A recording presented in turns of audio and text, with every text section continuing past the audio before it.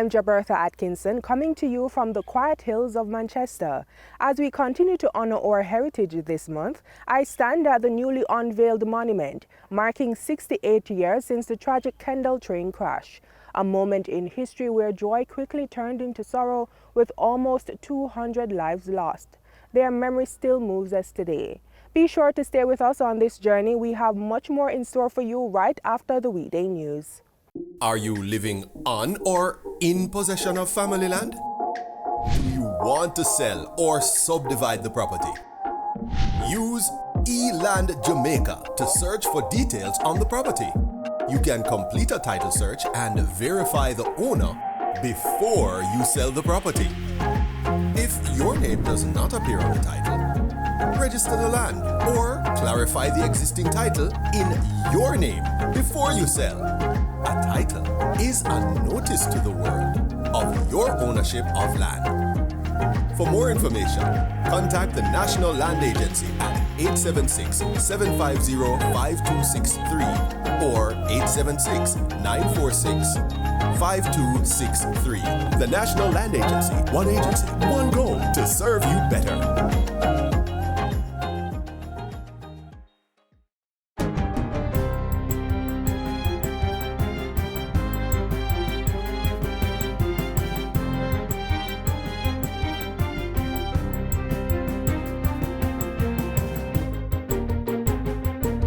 Good day, I'm Theodore Henry, and this is your JIS News for Wednesday, October 22, 2025. Tropical storm Melissa, which continues to progress slowly over the Caribbean Sea, is now on track to move closer and closer to Jamaica and is likely to strengthen into a hurricane later this week into the weekend.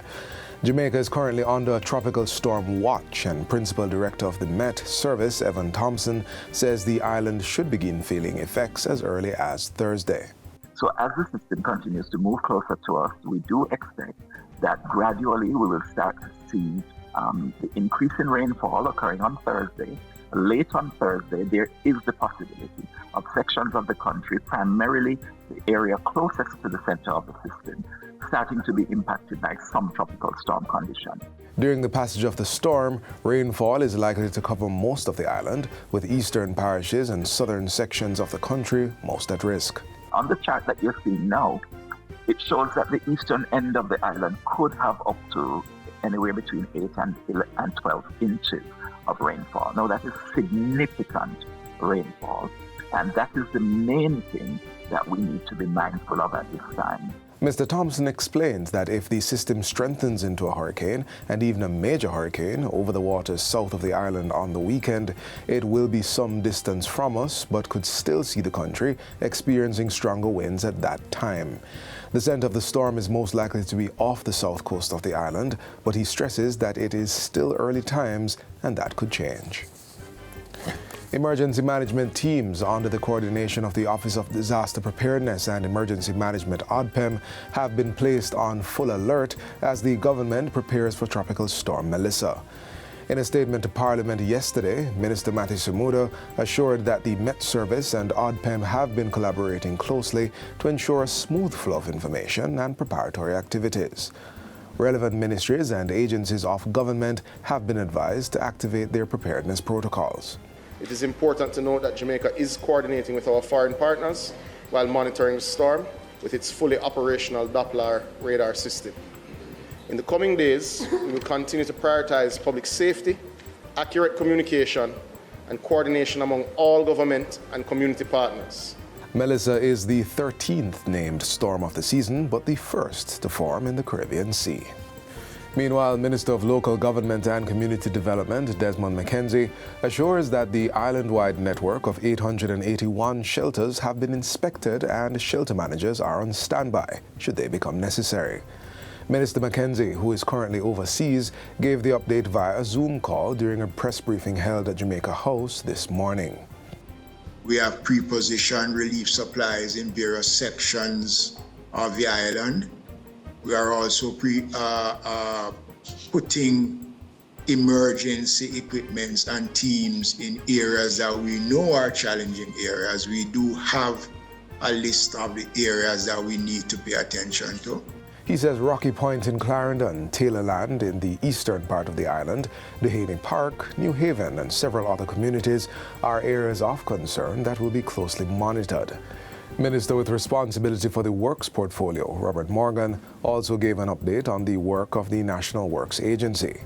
He says the agency has been taking the necessary preparatory steps, including installing sandbags in the McGregor Gully area. We're also looking at Shoemaker Gully, which is also vulnerable, as well as we have started some work along the Spanish Town Bridge in the Sandy Gully. We have also engaged several contractors across the island, and we have been encouraging them to stockpile in critical materials that will be essential in case we need it after the event.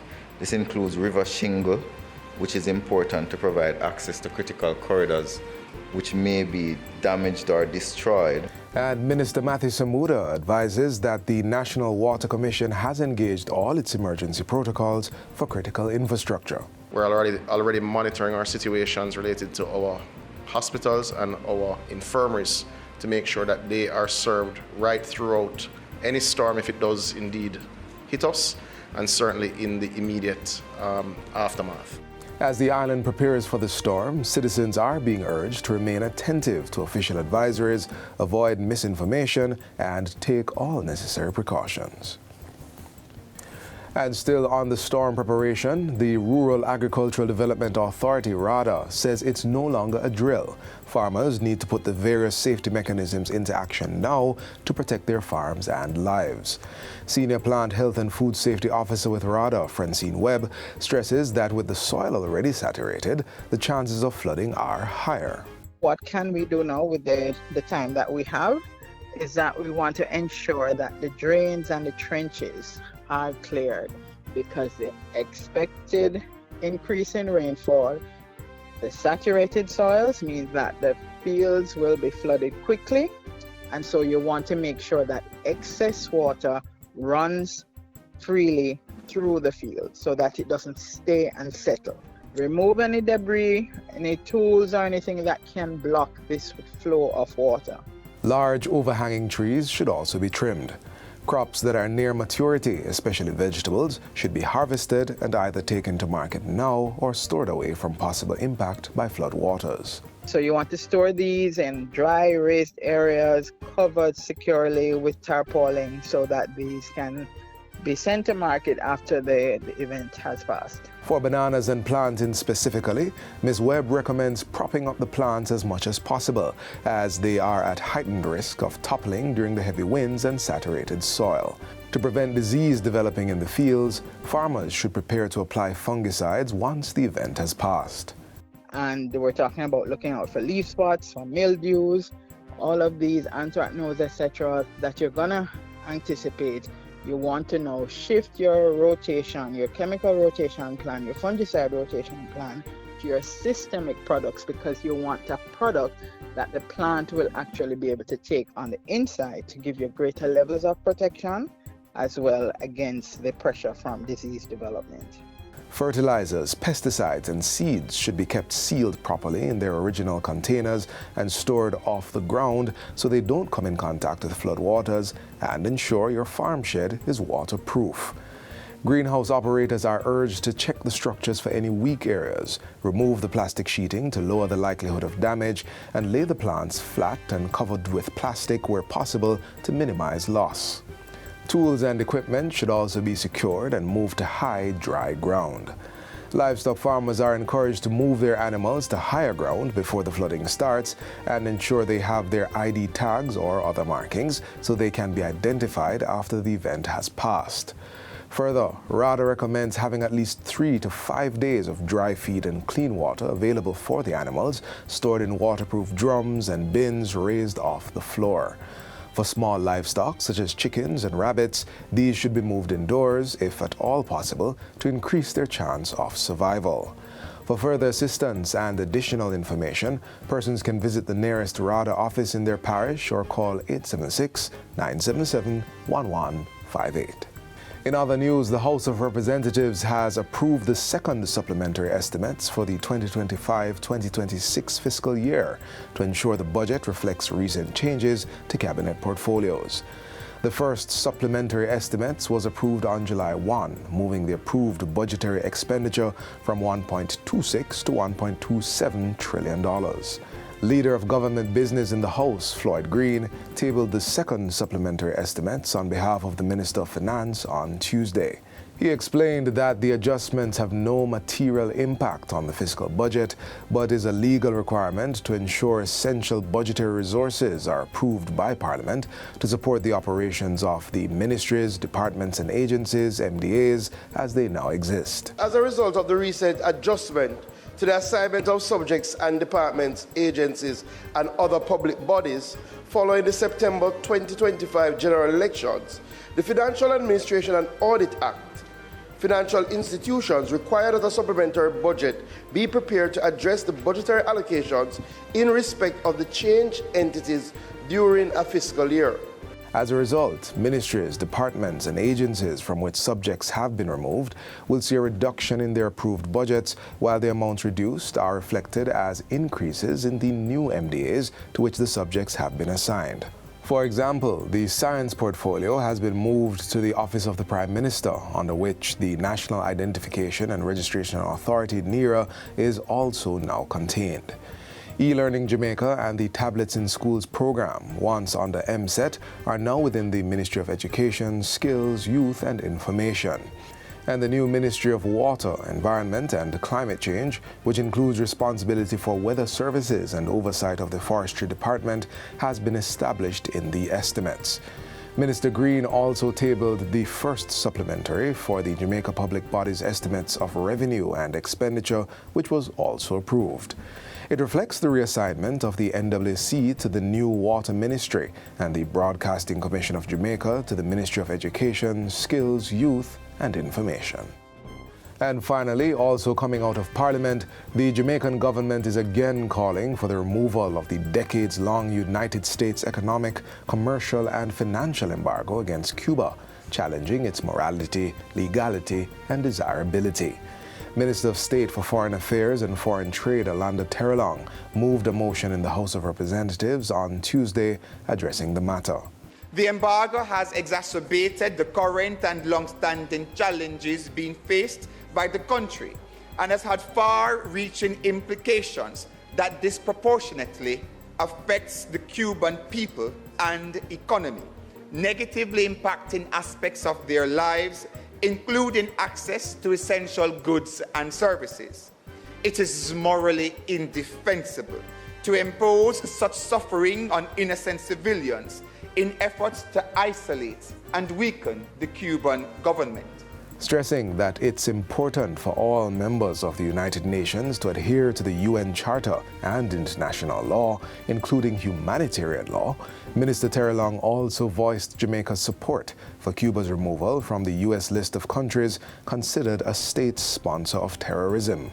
The decision of the United States to keep Cuba on its list of countries not cooperating fully in its fight against terrorism, while simultaneously maintaining its designation as a state sponsor of terrorism, remains in absolute contrast to the principles of international law, the sovereign equality of states, non-interference in the internal affairs of states, and the right to self-determination and peaceful coexistence. The United Nations General Assembly will again consider a resolution calling for the lifting of the embargo when it meets from October 28 to 29. Minister Terrelong says Jamaica will make a statement demonstrating its solidarity with Cuba and vote in support of the resolution. And that's it for JIS News Today. I'm Theodore Henry. Thanks for watching.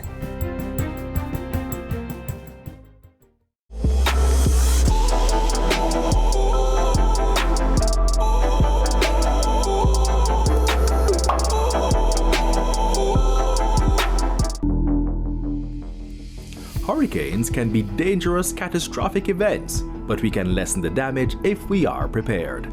Keep up to date with the latest information from reliable sources such as the Meteorological Service and ODPEM. the power will probably go, with the internet following, so a good old battery-operated radio is a must-have. Stock up on non-perishable food items and emergency items such as flashlights and extra batteries. Secure important documents. Have a pre-packed emergency bag with safety gear such as raincoats and water boots. Ensure windows are protected and roofing is secured. Have updated information on emergency shelters near you in case you need to evacuate during the storm. Preparation will lessen the devastation when dealing with a hurricane. Be prepared.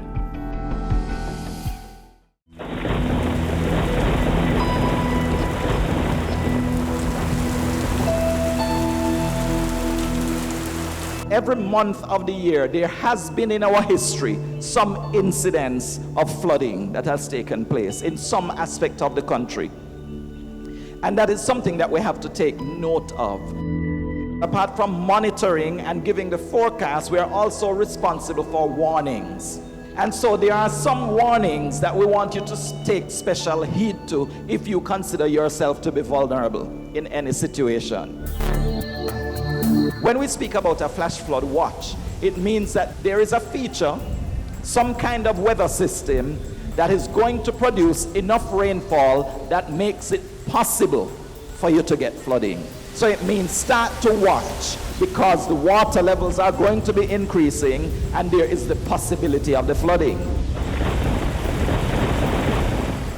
Now, if we start to see that in some area flooding has started to occur, or if we believe that the flooding has been so close to an area that it is going to happen in that area in a short space of time, we will escalate that flash flood watch and refer to it as a flash flood warning. So when we talk about a flash flood warning, it means not only that the flooding is possible, but the flooding either has already started to happen or is going to happen in a very short space of time because it is very close to that area. So it is important to know what the watch means as opposed to what the warning means. Usually with the warning, we will not only issue a warning, but we will also tell you what kind of actions are important or what you should not do. Like do not go through flooded waterways because it could pose a risk to your life and to your property. Also, if you live in low-lying or flood-prone areas, if it is an area that is regularly experiencing flooding, a flash flood warning for your area would mean that now is the time to move to higher ground because the flooding has already started or is going to happen very shortly. It is also important for us to know where we live because sometimes in our messages we might not refer to the actual town, but we will tell you what part of the country the flood watch or the flood warning is relevant to. So if we talk about central parishes, we are referring to Clarendon. We're also talking about Manchester. We're also talking about St. Anne. These are central parishes. So you have to be knowledgeable of where you live so that you know whether the message actually applies to you. The messages that we issue for hurricanes and tropical storms are watches and warnings as well, like the flooding. But in this case, for a tropical storm or a hurricane, when we issue a watch, it means the conditions that are associated with the storm or the hurricane are possible within a certain time frame. If you hear tropical storm or hurricane watch, you could get the impact of that system within a day and a half, 36 hours. If we mention that it is a tropical storm or a hurricane warning, it means that you only have 1 day before that thing can affect you.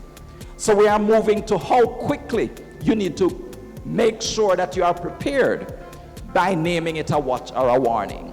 So the watch is the first level of the alert that there is something that is likely to affect you. But when we move to a warning, it means now is the time to batten down because you most likely are going to experience that storm or hurricane. We might have a tropical wave, which is the least of them, in that it can still cause a lot of rain and it can still cause flooding and devastation, but it will not have very strong winds associated with it.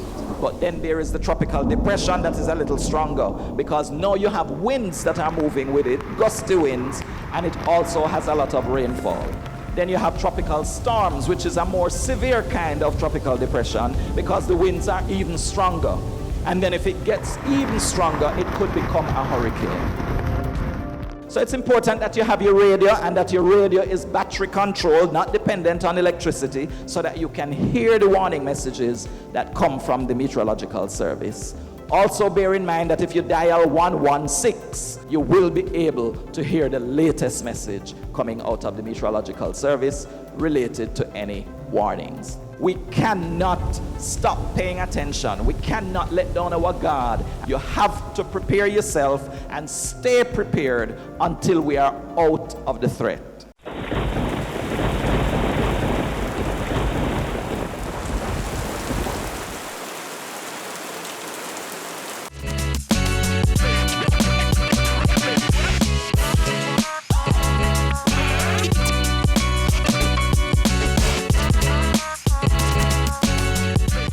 Elkanah Rule will now share a lively retelling of a classic piece of Jamaican folklore featuring the cunning spider Anansi and the fierce brother shark. In this tale, Anansi once again tries to outsmart others to get what he wants. This time, some sweet, delicious fish from the sea.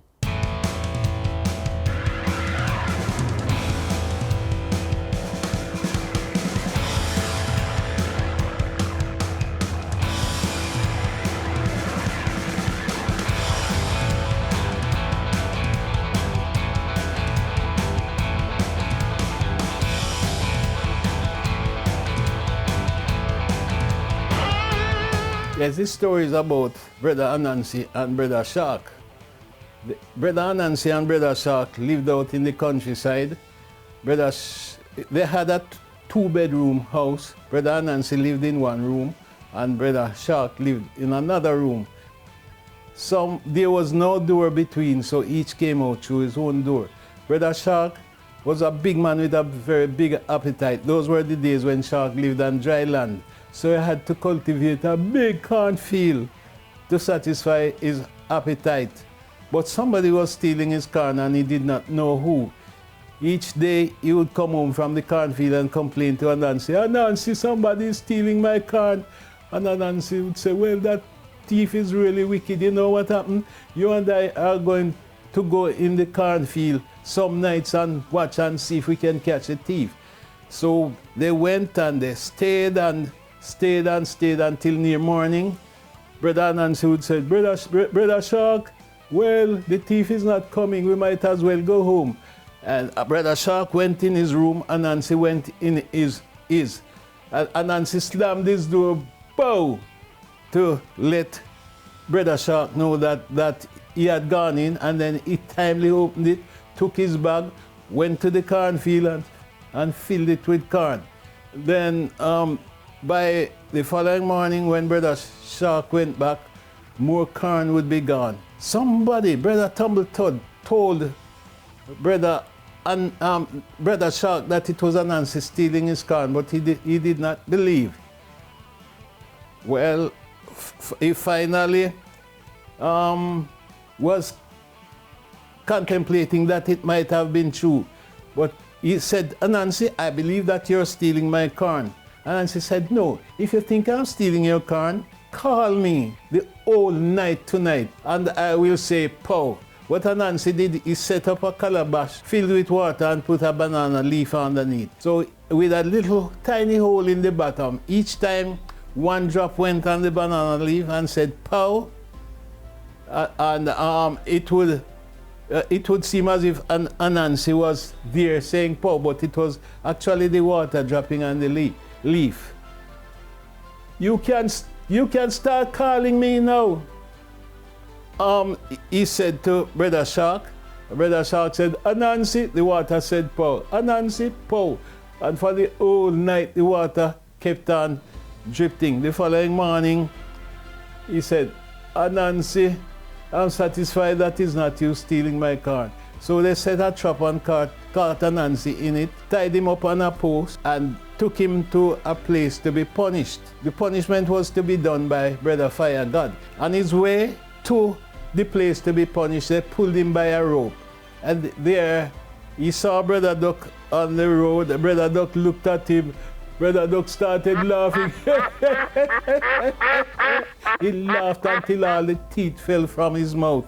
And from that day until today, Brother Duck has no teeth. So Anansi was tied up on the post, and he hoped that nobody knew why he was tied there. Brother Dog came walking by, and he hoped Brother Dog didn't hear too why he was tied there. Brother Dog said, Anansi, anybody get tied on this post is for some punishment? Anansi said, yes, punishment. They tie me here and they are forcing me to eat. They're going to get some delicious meal for me. Brother Dog said, what? Delicious meal? You don't want it? He said, no. Brother Dog said, let me give you a suggestion. Let me loose you and you tie me there. Brother Anansi was so happy. Quickly, he was quickly untied by Brother Dog, and Brother Dog tied him back.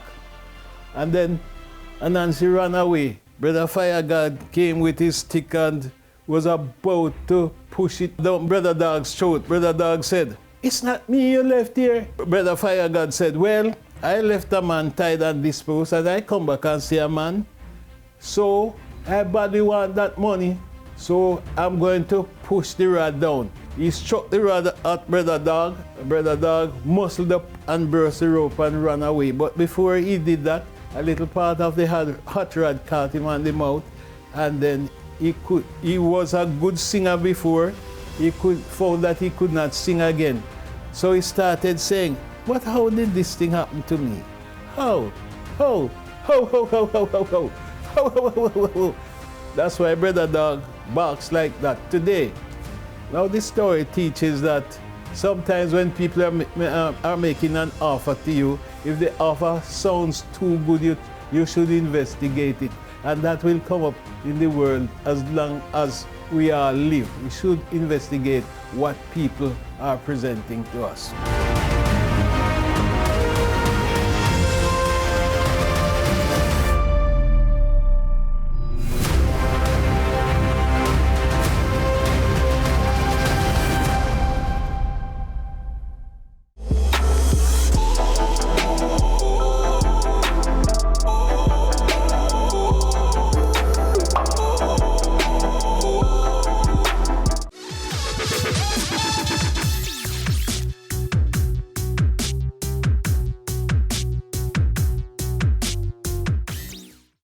The cool parish of Manchester was struck into mourning when the worst railway disaster in Jamaica's history unfolded on September 1, 1957, 68 years ago. A train carrying over 1,600 passengers derailed its tracks, claiming nearly 200 lives and leaving hundreds more injured. On the train's return from Montego Bay, 3 sharp blasts of whistle signaled what would be the train's final moments. We later learned that the crash occurred due to accidental closure of a misaligned brake that had been incorrectly placed. Today, this monument stands as a solemn reminder not only of the lives lost, but of the fragility of life itself and the resilience of a nation that continues to rise from setbacks and heartbreaks, carrying their memory into the heart of our heritage.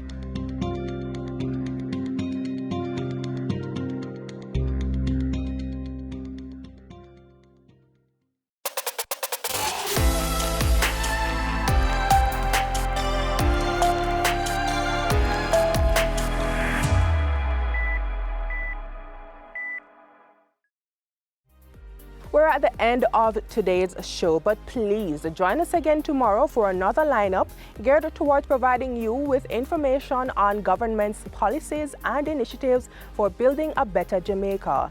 To catch a repeat of this show or any other, visit our website, jis.gov.jm.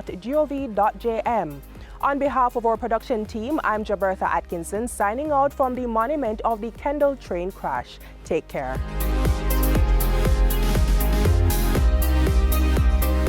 This has been a production of the Jamaica Information Service, the voice of Jamaica.